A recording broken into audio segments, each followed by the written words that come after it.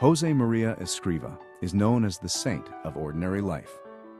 It was Escrivá who founded Opus Dei, meaning the work of God, on the principle that people can find God right in the middle of their everyday lives. Yo no he fundado el Opus Dei. El Opus Dei lo ha hecho, es cosa del Señor. Yo no he sido más que estorbo.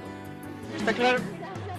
Josemaría had a powerful vision that deep spirituality could infuse every aspect of people's lives, and they could love and serve God in their everyday work, with their families and in their friendships. Tú y yo debemos ser rebeldes de los otros, de los que dan soluciones. Soluciones de justicia y soluciones de caridad. Soluciones de cristiano.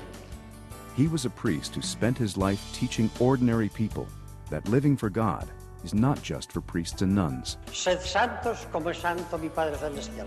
Y eso no lo dice solo a los que llevamos estas cosas, ¿eh? Dice a todos, a todos. People of every nation, race, and social condition could live the Christian calling in a new way by striving to be holy in the ordinary circumstances of their lives. A los casados, a los casadas, a los solteros, a los obreros, a los intelectuales, a los campesinos, a todos.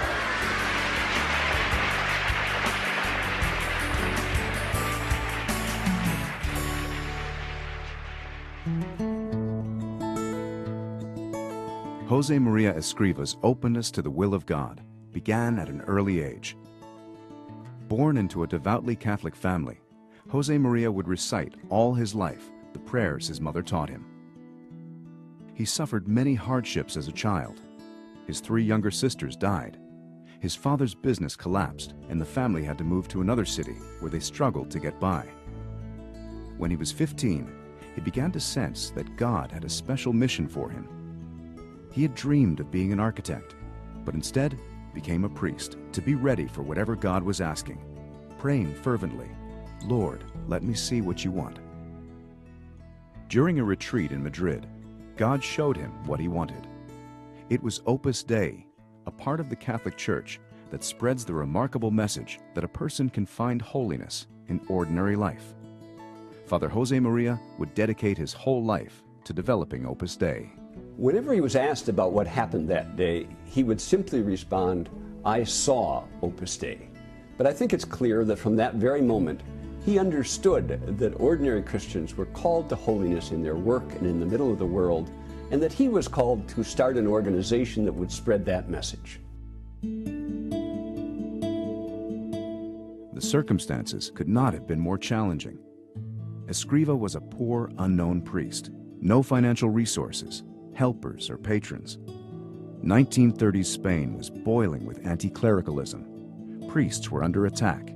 Churches and convents were burned. Nevertheless, relying on the power of prayer, he set out on a search for people who could understand his message and dedicate their lives to spreading it. Surrounded by political turmoil, which was often violent, Escrivá refused to take sides and taught his followers to understand pluralism and to love and respect freedom. Growth was slow. After 8 years, less than 20 people had joined Opus Dei. Then, war broke out.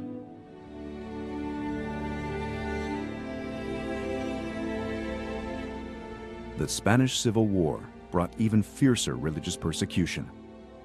Thousands of priests and nuns were murdered. Father Josemaría was forced to abandon his clerical dress and to go into hiding in Madrid, moving from place to place to avoid capture and death.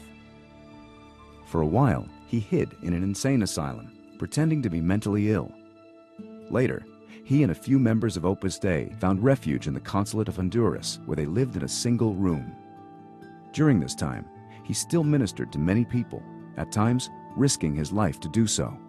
This was a time of great danger for all priests.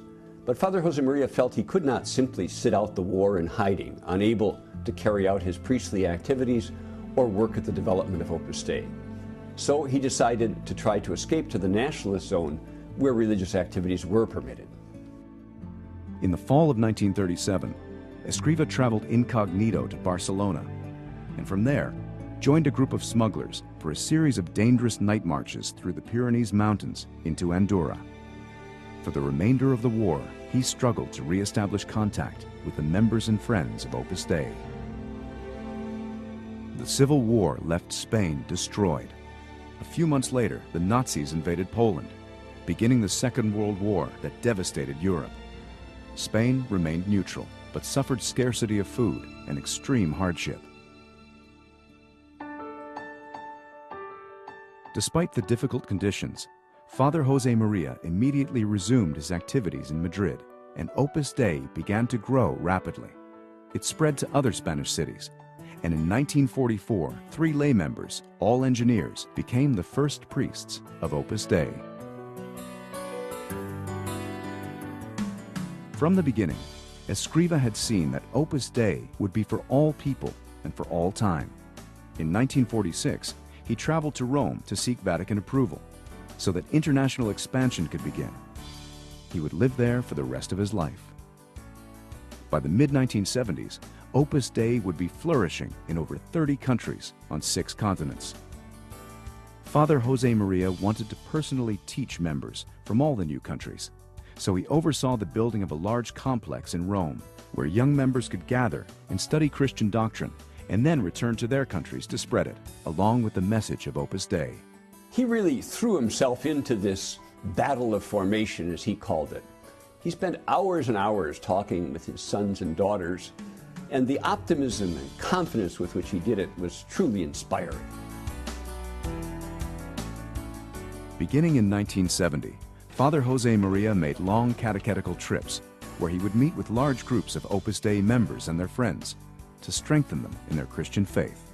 Es la santificación del trabajo, es decir, a cada cristiano, cualquiera que sea su oficio, que allí donde está puede y debe ser un buen hijo de Dios. On June 26, 1975, he died suddenly of a heart attack and was buried in the Church of Our Lady of Peace in the central headquarters of Opus Dei in Rome. Immediately, people around the world began to pray to him for all their needs. On October 6, 2002, before an enormous crowd in St. Peter's Square, Pope John Paul II declared him to be a saint, referring to him as the saint of ordinary life.